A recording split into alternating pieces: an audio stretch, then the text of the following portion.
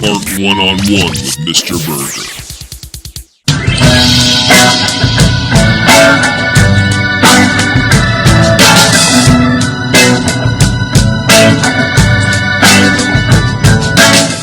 Welcome to Art One-on-One. I'm your pod boss, Nicole Jordan, alongside your professional artist, master educator, and America's favorite art teacher, Mr. Burgher. Welcome back to the sanctuary that is Art 101. Art One-on-One. Apparently it's dark in here today. Bright in here today. Yeah, that's why we wear glasses. As America's favorite art teacher, bright. My future's bright. Yeah. All Were these you trying to lights. go incognito so nobody notices you, the paparazzi? Something like that. Anyway, it's been a whirlwind of a week. We missed last week. I believe the first time this year that we've missed. I think so, and we didn't. And I blame you. I blame your schedule. And, sometimes you have to compromise in life. Sometimes your significant other ruins it for America. But Well, I think the truth is it was like 9:30, which we had gotten home around that time, and we walked in and we were unpacking because we were out of town, and we were like, oh shit. You were like, oh shit. Something like that. Yeah, because we were trying to be consistent about One Life because we were having fun with that, and we were getting positive feedback, and so I think we were more so thinking we were doing that weekend, but then schedules changed, and we were in Omaha. And so the progress that we were making collapsed not necessarily under the feet of the pod boss. Okay, sure. Blame it on me. We do have some interesting news. We were walking around a farmer's market today, and we've kind of been trying to figure out what we're going to replace our Ask the Art Guides, because we're down to 2 cards. Right. Speaking of. And so we found something quite cool. So why don't you talk a little bit about that? As we were walking around, there was this book called Art Boozel. And it is a book of cocktails that was written by Jennifer Kroll, and it is inspired by modern art, contemporary art, and artists. And so there's various cocktails and drinks that are representative of lots of different artists and time periods. They pay tribute to these artists. This is put together by Chronicle Books. So if our friends at Chronicle Books want to talk to us about the promotion of their book, if Jennifer Kroll is interested in our promotion of her book, we would love to have that conversation. But I think what we want to do, maybe not every week or whatever, but we'll go through and we'll look at some of the recipes, reference back to the book, and talk about the artists that are inspired by the cocktail and that sort of thing. The cocktail is inspired by the artist. Right, but we'll talk about it in kind of reverse. Yeah. Kind of reverse engineering the book. And if you're interested in it, you can go to chroniclebooks.com and pick up the book and try it along with us. And you can have the recipes right there at home. They're all very unique recipes. It's not like a recipe that you're going to find anywhere else. So, and we may go broke buying the different. So that may be why we don't do it every single time. But the recipes in here look amazing, and then the fact that they give like a little bit of background on the artist and why the drink was inspired by that artist. It's pretty cool. I'm super excited. So. And some of the artists that are in here are similar to artists that we've seen in the cards. Some of them are completely different. So it's kind of a mix and match of things that we have talked about and haven't talked about. Kind of a different approach. We also have another deck of cards that we might use intermittently as well. So maybe going back and forth between a new set of cards, maybe another set of oracle cards, and the cocktail. So we'll just kind of mix it up a little bit, and hopefully you can play along at home. All right, so speaking of Ask the Art Guides, we did pull one of our last 2 cards, and it was Michelangelo. Michelangelo Buonarroti, the great Renaissance artist. And are you going with which one of the phrases are we? Well, I'm going to go with the today? top phrase because I don't You would think I would know a lot about Michelangelo. I mean, I know some things. I know a couple of his popular pieces, but what I chose was the life, and the phrase that is here is "No compromise is a good compromise." No compromise is a good compromise.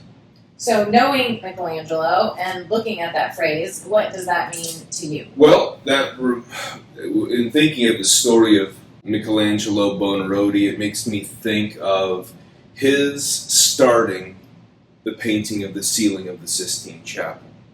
Okay. Picture. I do know this story. Okay, then you tell it. Well, I think. Tell us the You want me to tell you what I think? No. And then you interrupt me because I know that's what's going to happen.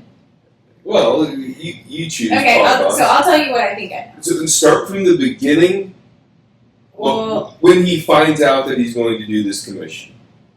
okay, I don't know that I know that, but okay. So apparently, in the beginning, he was supposed to do this tomb for who? I don't know who the person is.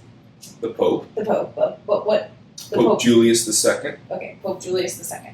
So he was supposed to do this tomb, but then the Pope got sidetracked, went on to something else, and said, "No, I'm wrong from the get-go." Well, Okay, so let me keep the story. You're not completely wrong. And then you can go back and correct me. So what I thought was he was supposed to do this tomb. The Pope got sidetracked, pissed Michelangelo off. Stop doing that! I know you're going to say, just correct me when I'm done. So then he goes and does his own thing, and he says, "I'm not coming back. I'm not doing anything else for you." But then he calls on him again, the Pope, and says he wants him to do the Sistine Chapel, which is a really big deal. And he did not want to do it, but the Pope said, "Sure, if you do the tomb, I'll let you do the tomb if you can do the Sistine Chapel." That's my rendition of the story. There are bits and pieces of correctness in there. My art history or Art 101 is not accurate. It's not. I don't think that it's really accurate. I mean, it's not like. All right, so give us the. It's not Mr. Burgher Art 101. The correct version. My understanding of the story is Michelangelo was hired by the city of Florence to do a painting in a meeting room, and he was going to paint a mural on half. The other half was going to be painted by Leonardo da Vinci. He gets a letter from the Pope saying, "We want you to come to Rome to do the tomb project." This part is true. So he goes to Rome. 1 point vertical. He goes to Rome, but he wasn't anyway. He goes to Rome, and yes, they did kind of say there was the tomb project. Like that was the project that got him there. But there was a guy that was in charge of the arts and the commissions and that sort of thing with the Pope, and he did not like Michelangelo. Basically, he wanted to sabotage him. And so he said, "Look, we know that he can sculpt, but let's side rail and let's sidetrack and let's sabotage him by making him do this painting." So the Pope says, "Hey, look, I know you're going to do this tomb. Before you do the tomb, you have to do the ceiling." And he said, "No." And he leaves, goes back to Florence. Well, the Pope says, please come back, which is like the most powerful man in the world, the most powerful human being in the planet, saying, "Please come back." And this lowly artist is like, "I don't have time for your bull crap," and that was just his way. I mean, he was just an ornery old cuss. Which is why no compromise in his mind is a good compromise. He would not compromise what he was going to do or whatever. And so finally, due to the persistence of the Pope and there may have been other variables and factors. He came back. Well, he said he could do the tomb first, right? No. Well, he said he could do the... Initially, he said you're going to come to do the tomb. Then it was you have to do the ceiling first, and then the Pope said, "Look, please do the ceiling. Then you can do whatever you want, as big as you want, as much as you want for the tomb." And how long did the Sistine Chapel take? 4 years. Okay. Unfortunately, it was very much a situation of bait and switch. Multiple times. Michelangelo was kind of, in the end, he was not able to do the tomb that he wanted to make. It was a very scaled down, reduced project based in comparison to what he really wanted to do. Anyway, when the Pope walked him through, he said, "Look, here's what you're going to do. You're going to paint the ceiling of this chapel." Which was falling apart at the time, right? No, it wasn't falling apart at the time. It wasn't like No, not in good shape. no, it was fine. It was it was in good shape. There were paintings along the walls. Right. That other artists had done, and he said, I want you to just do the ceiling." So he goes in, and then the Pope says, "Look, here's what I want you to do. I want you to paint all of the apostles on the ceiling." And Michelangelo said, "That's stupid. That's a stupid idea. I don't want to do that." To the Pope. To the Pope. Your idea is, no, I'm not doing that. I'm not going to paint that. I'm not going to waste my time doing that. And at the time, the ceiling was painted blue with gold stars, gold leaf stars all over it. So it looked like a sky, right? And so he had this vision, Michelangelo had this vision that he would create a grid and he would do different panels and things like that. And he had this whole idea, this whole vision of what he wanted to do. He said that he would have prophets and sibyls, which are like female prophets, that were around the outside edges. He would have family members or the descendants of Jesus around the outside in these triangular cutouts. He was going to do, like he had these very distinct ideas, and then in the middle, it was going to be a story of the most godly to the most human. So it was like the most godly was God creating the earth and the heavens and the stars and all of that sort of thing. And then the most human was the drunkenness of Noah, which is at the far end. So over the altar, it was the most godly. Over the back of the church, it was the most human. So who won? Michelangelo won. Clearly. Because that's what he painted. Well, how long was that after David? The sculpture of David? Ooh. Because that's really kind of what made him become popular. No. No? No. What made him really popular at the time was his first master work, the Pietà. Oh, okay, yeah. Which was originally created as a grave marker, but they thought it was just too good to put it out in a graveyard, so they put it in the Vatican. They put it in the church, and there it is to this day behind bulletproof glass because people are psychotic. Somebody tried to that thing's been gone after with hammers. People gone out with battery acid. People are stupid. People do stupid stuff. Anyway. Okay. Anyway. Well, they do.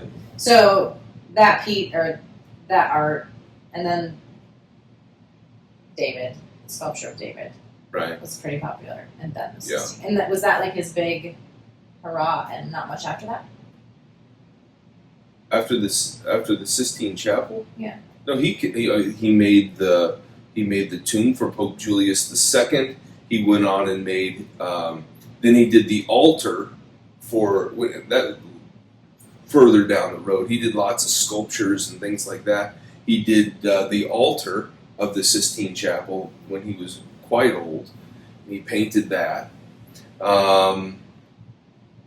He did, yeah. I mean, there were several other works. What is the most interesting thing that you would say about Michelangelo? There are lots of interesting things about Michelangelo. And to me, the most interesting thing about Michelangelo is a secret that I can't tell. This is the truth. And where did you learn the secret from? I can't tell you where I learned it. Oh my gosh. You are so full of shit. I'm not believing you. This is the truth. Okay, so tell the second most interesting thing about Michelangelo. The second most interesting thing about Michelangelo is that he was very, very wealthy, but he lived like he was homeless. He did not, like... But he got kind of taken in by wealthy people, didn't he? Yeah, for sure. The Medici family took him under their wing. They paid for him. He made lots and lots of money. And he lived off of bread and wine, which is basic. Like, people didn't drink the water. The water was not good. Yeah. So he lived off of wine was the best liquid you could drink. I mean, there was no such thing as bottled water. The water coming out of the river was not hygienic, the bacteria and whatnot. Anyway, the point is, at a time when people would bathe themselves and clean their bodies once a week, he was doing it once a month.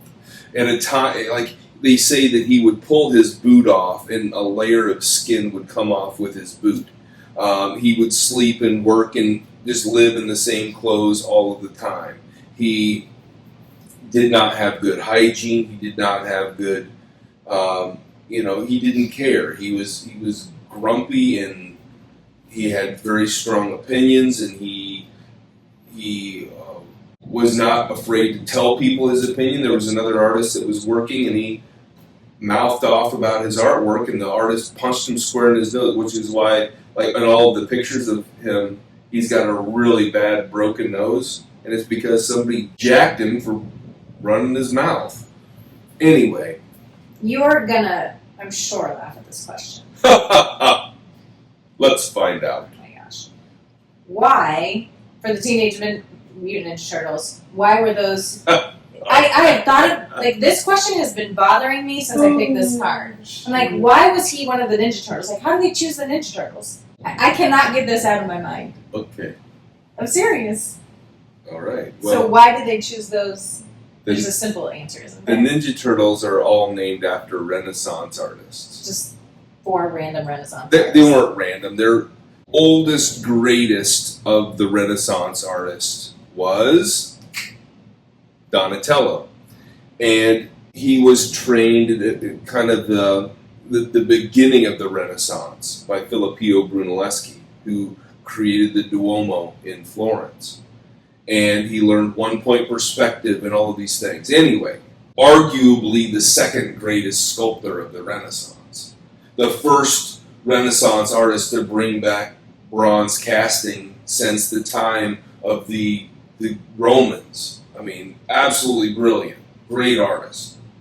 The next oldest is the great artist is Leonardo da Vinci, followed by Michelangelo, followed by Raphael. It's just funny because when we were talking a little bit earlier, I was asking you where you wanted to go.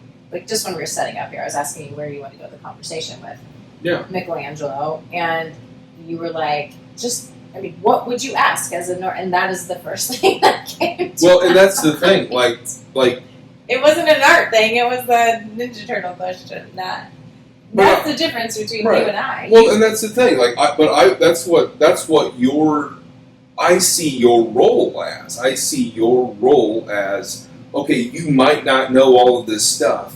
And if somebody doesn't want to go do research and they're just watching the podcast and they just want to listen to the conversation and see how it unfolds or whatever, what might they ask? Right. I mean, clearly, if somebody wants to ask a question, they can always submit those questions in the comments below and we'll pick them up and that's the thing. go forward. People, when we do these live, people will throw in questions, and I'll kind of go with the flow. But just as a conversation, it's like, just like if you're like, I don't know anything about Michelangelo. Okay, if you don't know anything about Michelangelo and you have somebody in front of you and you're like, hey, you know a lot about this artist. What do you know? I mean, and there are some of these artists and some of these cards that I don't know very well at all, and I'm very upfront about the artists that I don't know a whole lot about. He's one that I do know quite a bit about. You've done a couple videos on him. I've done several videos on him. I've done videos talking about the rivalry that he had with Leonardo. I talked about the rivalry that he had with Raphael. I talked because he was not friendly with either one of them. He did not like them. They were not friends. They lived at the same time, and they lived in the same cities, and they knew each other, and they did not like each other. Yeah, so there's lots of bits and pieces and things like that you pick up, that I've picked up, stories along the way. I've read a lot of books, created specific things just on Michelangelo, but I've also created videos on specific pieces of artwork. And I have a very specific question for you. Well, let's do it. What was his studio like? Don't have any idea. Okay. I know that he had a workshop that he lived in, worked in. Basically, it was if my memory serves me correctly, it was more like a barn that he used to just store blocks of marble. So minimal, like he lived. Right. And he lived on bare necessities. And he, like I said, he made many, many times what the average person made. Actually, I've got a video on his wealth on the Art 101 with Mr. Burgher channel, the Mr. Burgher channel on YouTube. So check that out. Speaking of your channel and the journey I did into the archive, that's why I asked you the question on his studio, because in the video I watched, which was on Francis Bacon, you said that you can tell a lot from an artist if you look at their art studio, and you focused a lot on his art studio, which was like pure chaos. I have no idea. Like his studio, I would not be able to get anything done in that studio. And the fact that was like inspiration to him, and he had to have it that way, right? Was so interesting. It wasn't. I believe his studio was a room. It was a room filled with. It was a room in his house, and I believe they made a mock-up of that and moved it. I believe it's in Dublin, Ireland. Right, that is what the video said. And they have and they meticulously pieced it out. They looked at every single scrap that was in it and moved it from point A to point B in Dublin, Ireland. And I'd love to go see it. I'd love to go to Dublin, Ireland and see that space and see what that's like. Well, let's go, because I want to go to Ireland. I mean, I can go to the museum as well, but that would be my top 10 places to go to. But if we go to Ireland, we can go there. Nice. Let's do it. Road trip. Yeah, road trip. But he would mix his paint on the walls. He just had piles of papers. He wouldn't throw anything away, just so he would burn, garbage, tear it up and burn it, because otherwise people would pilfer. Right. Well, and there were lots of artists that was not necessarily unique to Francis Bacon. Francis Bacon definitely did that, but he was not necessarily unique in that. Rembrandt would burn his stuff. Cézanne would burn his stuff. Many artists that did not want their stuff to go out in the public. There's actually a contemporary artist. Her name is Eva Hesse, and she is a contemporary artist. She got very, very popular in the 70s, 60s, 70s, and ended up getting a brain tumor, brain cancer, I believe. And she was going through all of these things, and she knew, the end was coming. Mm-hmm. And there were a couple pieces that she had sold that were out there, and she knew that people weren't going to understand it, and she wasn't at a place in her life that she felt like she could explain it. So she bought the pieces back and destroyed them. Interesting. Well, I know nothing about. I mean, I don't even know the name Francis Bacon, which isn't an odd thing, but his art was just very out there to me. Very, like, the word I would describe most of his pieces that I saw in your video were like, it was like watching a horror film on art. Isn't that what it looks like, though? Horror film. Well, I mean, a lot of them are just, I don't know, creepy or... Yeah, there's definitely my friend Country. She's done, like, that was her big thing. I would talk about Francis Bacon, and that was like, that set her on a journey of making some really wild art. And I think that he's one of those people that's he's out there, and he's so different, and a lot of people don't get it. I don't know that I would call, I mean, there's a little bit of scariness to it.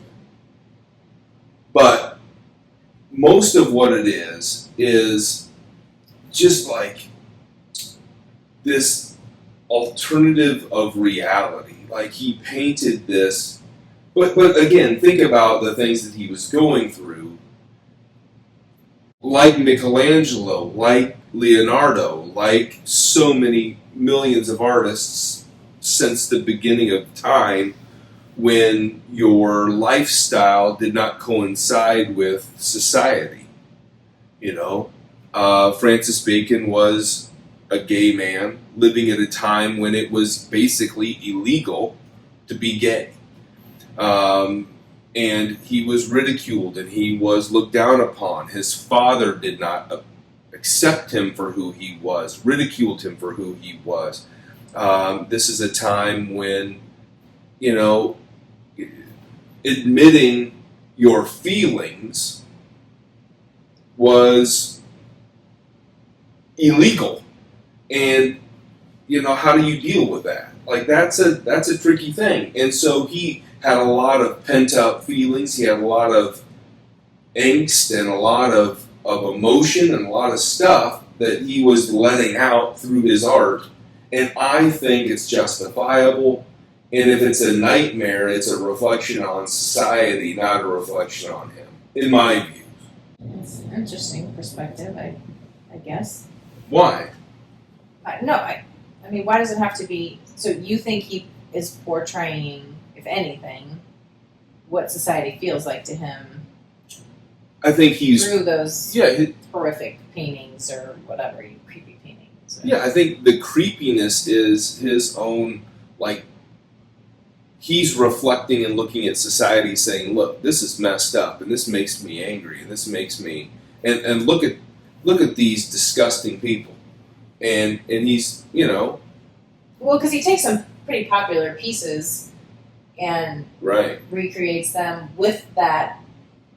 And again, what's the word? You're somebody that grows up with religion in your life, and you realize that the religious leaders are the people that are saying you're a bad person for who you want to love, or your feelings are evil. Well, you know what? You call me evil, I'm going to make you evil. So instead of painting Pope Innocent X on his royal throne with his robes and his gold and whatnot, I'm going to throw him on an electric chair and make him look like he's lit up, like a Christmas tree. You know? To each his own. Yeah, I mean, I think that he's taking those things and channeling them in a certain way, and to his own admission, and he said this many, many times, he didn't feel like a lot of his art was successful. He didn't feel like he was a really good artist. Even though one of those pieces of, like, Pope Innocent X is right here in Des Moines, Iowa. I've seen them in Washington, D.C. I've seen them in collections and galleries all over the place, and they're always weird and surrealistic and Dada and wild and just you different. said that, and I know. Well, I somewhat understand surrealism, but the Dada, and I know we've talked about this before, but I don't. Dada is like the beginning of surrealism. Before surrealism was surrealism, there was Dada. And Dada is just like baby talk. Like Dada, Baba, Wawa. Okay. You know what I'm saying? Like baby talk. Okay. And so Dada was gibberish for just art that was like, okay, like this is the bare roots of the beginning of communication.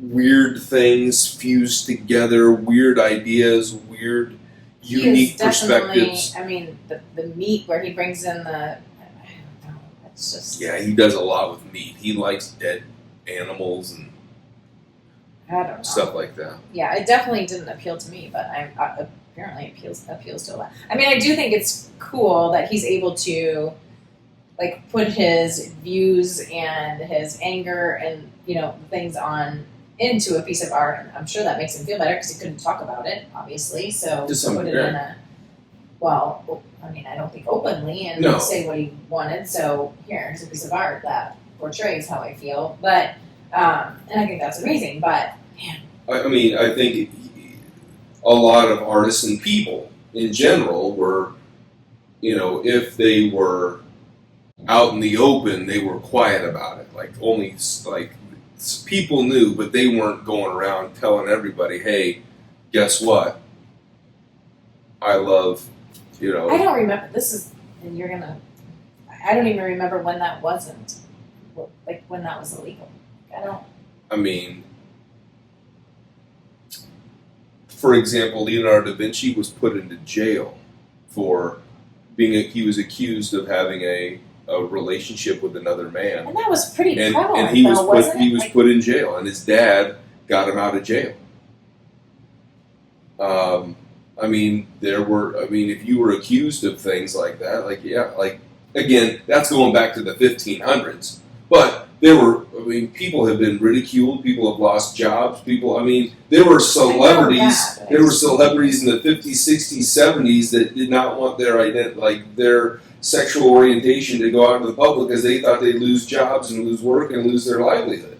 right. I mean, there was a lot of that. I mean, Andy Warhol famously kept his sexual orientation on the down low because he did not want anyone to know, because he did not want to lose the popularity and that's the 70s and 80s. You know, that wasn't like, you know, that's in our lifetimes, you know. Yeah. That, there's been so much that has evolved in the last 10 years. thankfully. Exactly. And like, I feel like it's leaps and bounds, but probably, I mean, I'm not in that situation. That community, so- right? Well, Right. and It's never been an issue for me, thankfully. Like, love is love. Just love everybody. Yeah. The same with religion. Yeah. So. I mean, it's, you know, people can get hung up on things, but, you know, they say, No, I don't. I don't even. What were you going to say? What were you going to say? If you're flexible, you never get bent out of shape.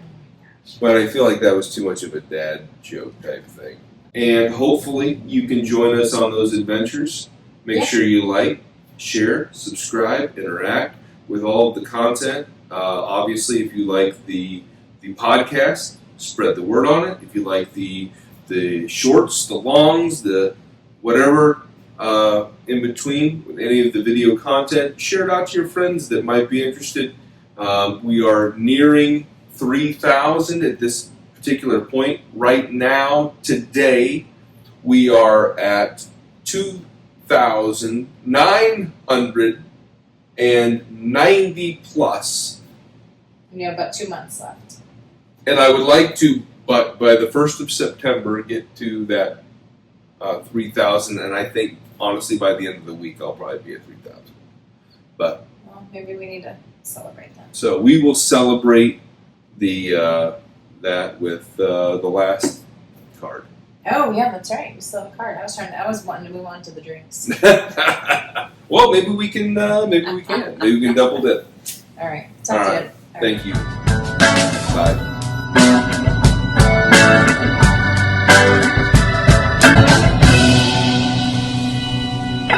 right.